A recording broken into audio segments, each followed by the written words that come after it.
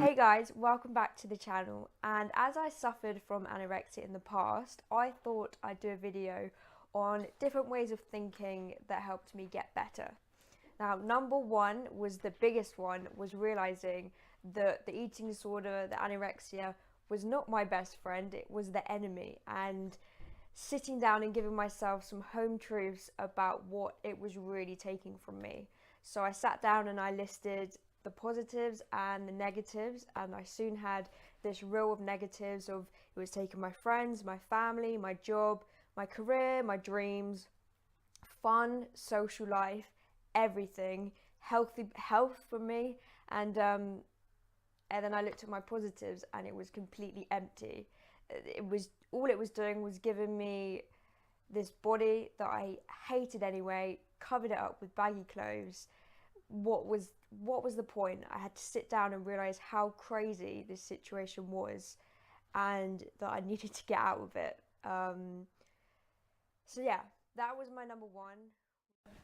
Number two is once I'd realized the situation and that I wanted to change it, I had the hardest battle of fighting this voice.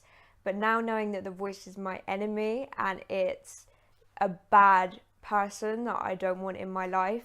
Like again, in real life, if you have a bad person, you want to get away from them. You don't want to be with them. And the same as with the voice, you need to get away from that and you need to fight for it, and you need to fight for it to go away. So I just kept that mentality in my head of what I could have without it and what I didn't have with it. And that soon it gets easier and easier as you go on, and that soon it took a while, but it soon subsided once I had that really strong mindset of who I was and what I wanted. Yeah, so that was number two. Number three, going on to, I started to look at food in a different way. So not that again it was the enemy, I looked at it like it was nutrition and it was to nourish me and it was to put here for me to live and to have life.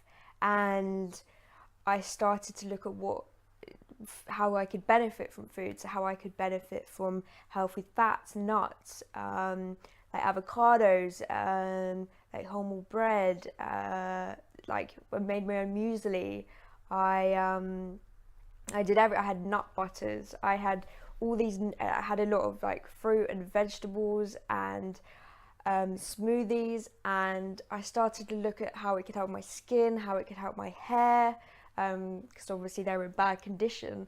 And once I'd started to realize that food was here to nourish me, that was when it all started to change, and I started to change my relationship with food and see the benefits, see my hair get better, see my skin get better, my energy. And yeah, that was when I realized that food was here to give me life. Number four is, now again, this is just what worked for me. It's probably very unconventional, but I started very light strength training. It was all monitored. I wasn't doing like heavy cardio sessions. I was doing pure light strength training. So I was building muscle. And as soon as I started this, the weight started going on very slowly, but like in places I wanted it to. So I started having like muscles in my arm, like very small, not like hench muscles.